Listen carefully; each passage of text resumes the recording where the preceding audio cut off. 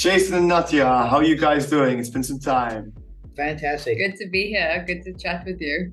Thank you so much for taking the time. So before we jump in and you guys give us a little bit of background on who you are, etc., tell us a little bit as to sort of why anyone listening to this video should dedicate the next 30 minutes to doing so, and what can they expect?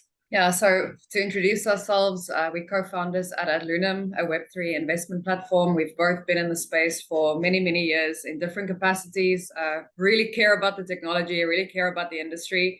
And I think really, just to answer your question about why we are here and why we are talking about this and why this is worth listening to is if you care about the future of this industry, it's extremely important to understand that as much as there are a lot of questionable practices, some of these practices are so questionable that it has to be outed. It has to be out there, because if we're talking about retail investors investing into NFTs, for example, we need to know how much of the market is actually real trading and how much of the market is complete eye blind read, to the point where you have to question what actually is real at all.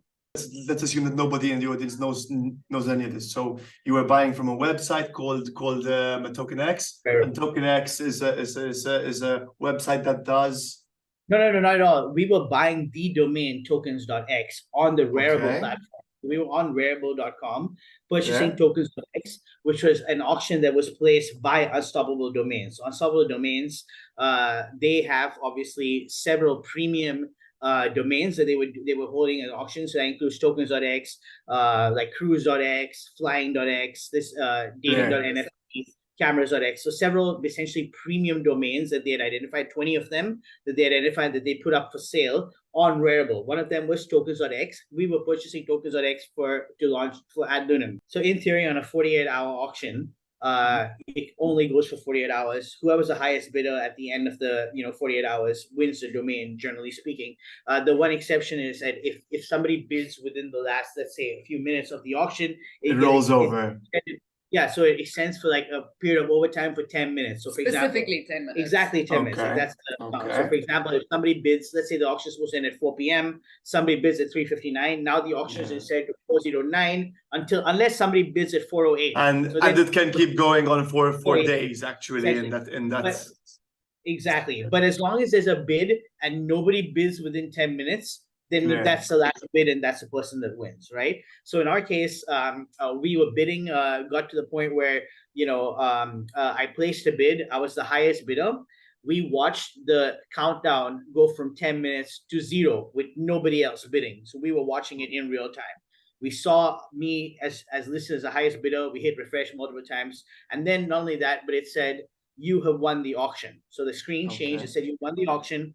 It said waiting to transfer the domain from seller. And then we scrolled up and we saw the seller was Unstoppable Domains. So we said, okay, fine. They're moving the domain to us. And it showed us very clearly that I was the highest bidder. And so we were celebrating, right? Now, 5 minutes later, the auction, when we check it, expecting that the domain is transferred, and now we have it, we notice that the auction is back on and somebody else is the highest bidder.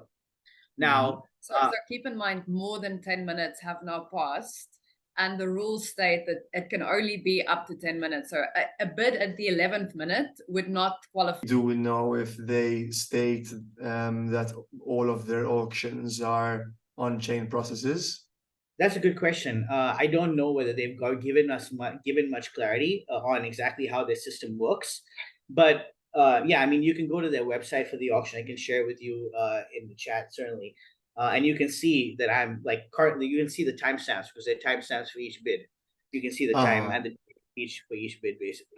To put it this way, if nothing else, participating in this auction and these things coming to light have raised more questions about how their platform actually works than the answers available out there. So this is actually key, right? Like, it's not about what happened to us. This is actually absolutely not what it's about at all. We will get a resolution one way or the other.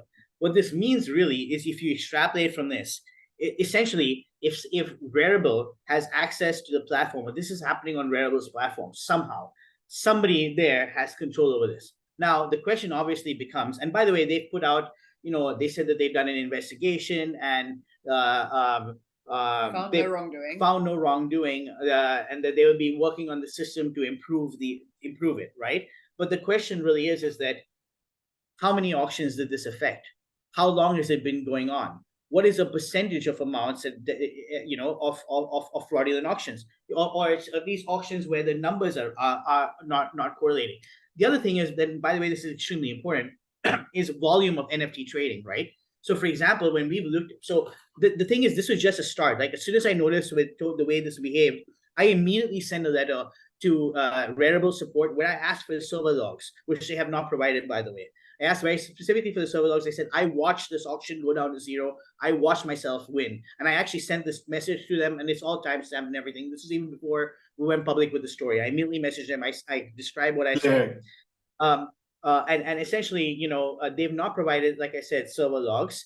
And essentially what this tells us is how many times has this happened? There's no clarity about that. Then we started looking at the other auctions. So all the other auctions, and we found irregularities literally with every auction that we looked at. But when we say irregularities, it's not, okay, there's this one irregularity that happens all across. There are so many different types of irregularities. Sometimes they even cancel each other out.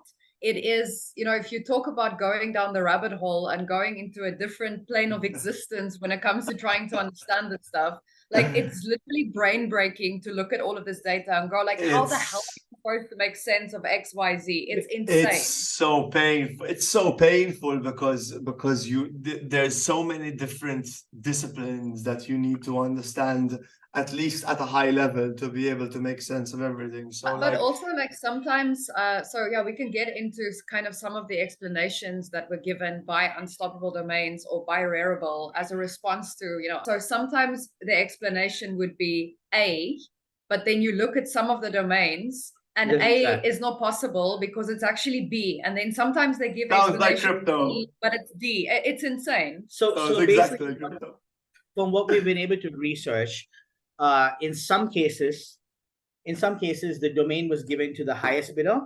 In some cases, regardless of whether he's the latest bidder or not, in some cases, it was given to the latest bidder and not necessarily the highest bidder. In some cases, it was given to some bidder, which could have been like maybe 8, 9, 10 bids down, like randomly, like almost like they picked a big bidder at random. And in some cases, we found they've actually given the domain to somebody who wasn't even bidding on the auction. Is if you go to the Unstoppable Domains website and you buy a particular domain, you're going to pay, in some cases, a few $1,000s for X domain. Yeah. But then on the auction, if you remove all of these fake trades, the ultimate value of the live auction is then only like $100-200, which is huge different from a few $1,000s. So what that tells you is essentially it's in both companies' interest, really, to make it seem like that the price of these tokens or these NFTs are much, much higher. Because again, like I said, you have to remove all the inactive, you have to remove all the suspect bids. And then not only are you lose a lot of volume that you're referring to as oh, this is actual volume, but it's also the actual cost of the net cost that you're getting out of these auctions is now much, much less, right? Absolutely. So you might say, you might consider the first thing, you might describe that as, let's say, wash trading, which in and of itself is bad. But the other part is that the fact that the price going up is actually costing real people to spend money. So if I see it, and I'm like, oh, the cost is 1,200, I don't know that, like, the last 5 bids have been fake. I'll buy bid 1,300. So like you can't even give the say, okay, I'm going to take these bids out and then give it to this particular person, because you don't know what he would have bid had the actual bids not been there. He may have not bid 1,300. He would have bid like something like 200 because the earlier bid was 200. Exactly. It's like artificially inflating the value for absolutely no reason, right? So you're. But the reason of making money is that's what the other thing is, right? So somebody's actually scamming. It's scamming, right? What it is like. What's the point of the Web3 domain? What's the point of buying a domain from Rarible? Yeah, I mean, look, the point is if you have a really confusing domain like wallet address, you can have a vanity address, have a reverse lookup to that, and then essentially have it almost as a digital identity where you can essentially link all your social media, whatever, to that. So a DNS for a wallet address is what you're saying. Essentially.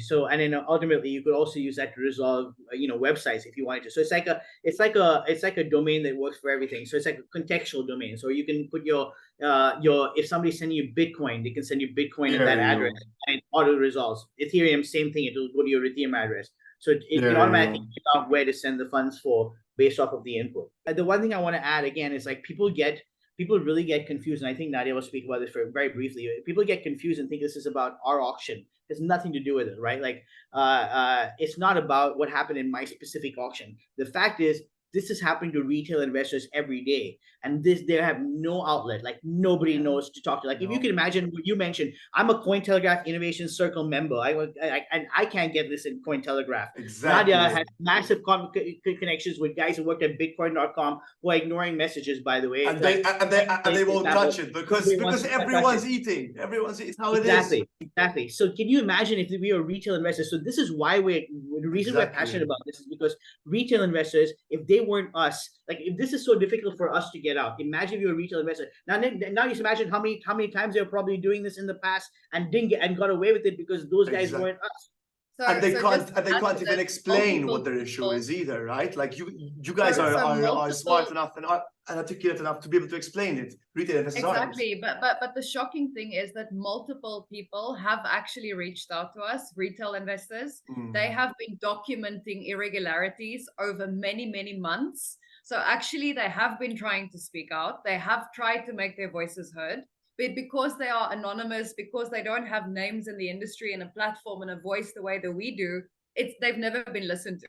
So the more that we put things out there, the more we find out that no, this is not the start of this whatsoever. There's multiple people who know that irregularities have been taking place over months and months and months. And this is exactly what needs to happen in the industry in order for us to propel forward. There's a number of cancers in the industry.